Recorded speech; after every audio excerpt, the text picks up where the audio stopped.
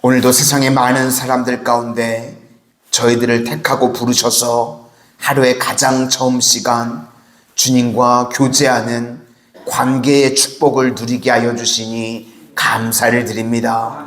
먼저 이렇게 관계의 축복을 이루게 하신 우리 성도님들, 이제 눈에 보이는 형통의 축복도 누리게 하여 주시옵소서. 저희들 연약하고 다 필요가 있는 결핍이 있는 존재들입니다.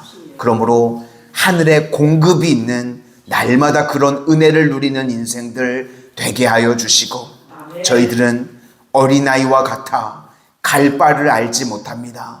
날마다 주님께서 저희들의 삶에 빛을 비춰주셔서 갈 길을 밝게 알도록 인도하여 주시고, 저희들의 깨어지고 무너지고 아픈 부위들 날마다 주님께서 고쳐주시는 은혜를 체험케 하여 주시옵소서. 그리하여서 새벽에 나와 기도할 때마다 공급이 있고 주께서 가르쳐 주심이 있고 고쳐주시는 은혜가 있는 인생들 되게 하여 주시옵소서. 예수님 이름으로 기도드립니다. 아멘. 오늘은 나를 따르라, 나를 따르라 라는 제목으로 하나님의 말씀 증거하도록 하겠습니다. 우상들을 보시면 우상의 수가 엄청 많습니다. 일본은 별걸 다 섬기더라고요. 그렇죠? 우상의 수가 엄청 많은데 이유가 무엇인가? 이 가짜들의 입장에서 놓고 보면요, 불완전하기 때문에 그렇습니다. 그러니까 또 다른 말로 하면 모자란 신이기 때문에 그렇습니다. 왜 세상의 사람들이 여러 개의 신들을 섬기는가? 이거 했더니 안 들어줍니다. 그래서 점집 찾아다니는 사람들 보면요, 점집을 한 군데만 가는 분은 없다 그러더라고요. 여기 가서 내 뜻대로 안 되면 또 어디 용암 전쟁이 없나, 여러 군데를 찾아다닌다는 겁니다.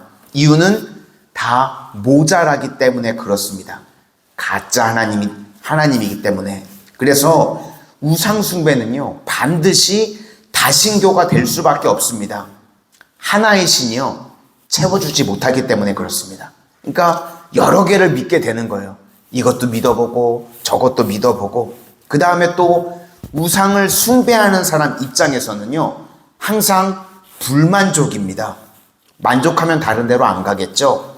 어떤 우상을 섬겨도 만족이 없습니다. 그러니까 불만족하니까요, 여기저기 기웃기웃 거리고 그리고 평생 목마름이 있습니다. 그런데 우리는 어떤가? 하나님 한 분만으로 만족한 줄로 믿습니다. 하나님 한 분만으로 우리는 완전합니다. 하나님은요, 엘샤다이, 전능하신 하나님이십니다. 그리고 우리는요, 우리 입장에서는 하나님을 믿으면 만족합니다. 목마르지 않다는 것입니다. 예수님께서 사마리아 여인과 대화를 나누실 때도요, 요한복음 4장 13절 말씀에 이 물을 마시는 자마다 목마르려니와 내가 주는 물을 마시는 자는 영원히 목마르지 아니하리니 영생하도록 솟아나는 샘물이 되리라. 이것이 진짜 하나님을 믿는 것입니다. 그래서 우상을 섬기는 자들을 보면요, 항상 이리저리 돌아다니든지 아니면 여러 개를 믿든지 그게 만족 못하고 목마름이 있기 때문에 그렇습니다. 그런데 하나님 한 분만을 섬기면 완전하신 하나님이기 때문에 흔들림이 없다는 것입니다.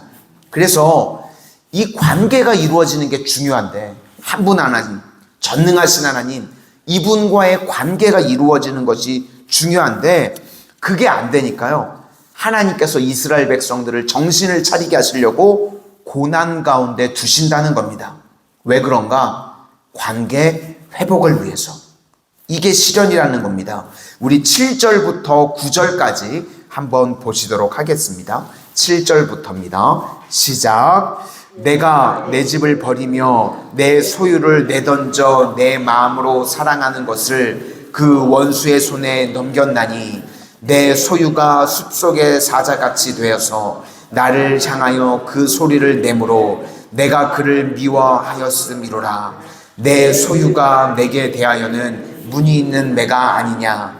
매들이 그것을 애워싸지 아니하느냐? 너희는 가서 들 짐승들을 모아다가 그것을 삼키게 하라. 여기 보시니까 내 소유, 내 소유, 내 소유, 내 소유를 다 내줬답니다. 왜 그런가? 그렇게 고난을 통해서요, 하나님과의 관계가 회복되기를 원하신다는 겁니다. 그러니까 우리는 항상요, 첫 번째가 무엇인가? 하나님과의 관계 회복입니다. 하나님과의 관계가 제대로 회복이 되면요, 그 다음에 뭘 주시는가? 땅의 형통이 이루어지게 된다는 것입니다. 그러니까 언약 백성이라는 것은요, 보이는 축복을 누리기 이전에 관계적 축복을 누리는 종이라는 것입니다. 우리 성도님들도 언제나 하나님과의 좋은 이 관계의 축복을 다 누리고 그로 말미암아 땅의 형통도 누리는 거룩한 백성들, 능력의 백성들, 축복의 백성들 다 되시기를 주님의 이름으로 축원합니다. 그 다음에 하나님은 다 알고 계시는데 예레미야는 아무것도 모릅니다. 위협이 오는지도 모르고 있습니다. 그러니까 여기서 강조하는 것은 무엇인가? 아무것도 알지 못하는 나. 또 하나는 모든 것을 다 아시는 하나님. 이걸 오늘 또 강조하고 있습니다. 나는요, 아무것도 모릅니다. 그런데 내가 믿는 하나님은요, 모든 것을 알고 계신다는 것입니다. 그래서 우리가 여기서 알 수 있는 것은 무엇인가? 주님만 따라가면 된다는 것입니다. 어떤 중동에 파송을 받았던 선교사님 이야기를 들은 적이 있는데요. 중동에 뭐 연고도 없고 가본 적도 없죠. 근데 이제 선교사로 부르심을 받아서 중동 땅에 가야 되는데 이슬람권이니까요, 뭘 해야 될지도 모르겠고, 자칫 잘못하면 위협도 느낄 수 있고, 무엇부터 시작해야 될지도 모르겠고, 그러니까 이 선교사님 부부가요, 그냥 마음이 갈팡질팡이 되더랍니다.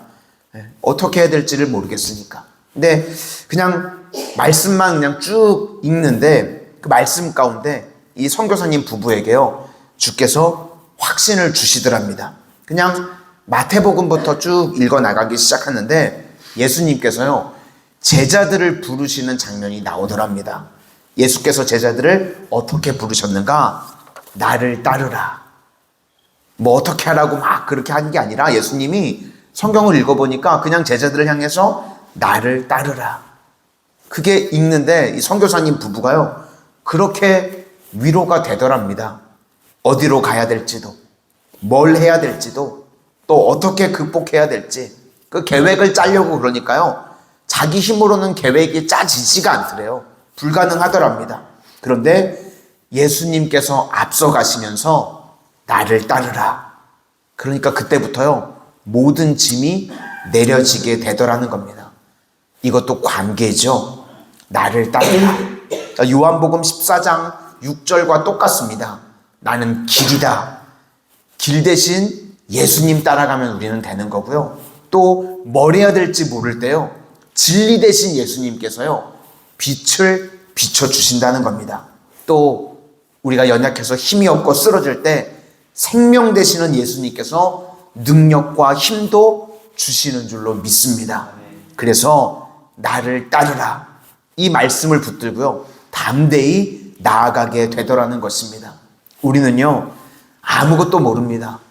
서두에 불렀던 찬송가 545장에 이 눈에 아무 증거 아니 배어도 믿음만을 가지고서 늘 걸으며, 이것입니다.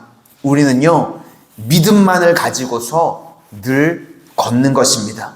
우리요, 알고 가는 거 아닙니다. 우리는 믿고 가는 것입니다.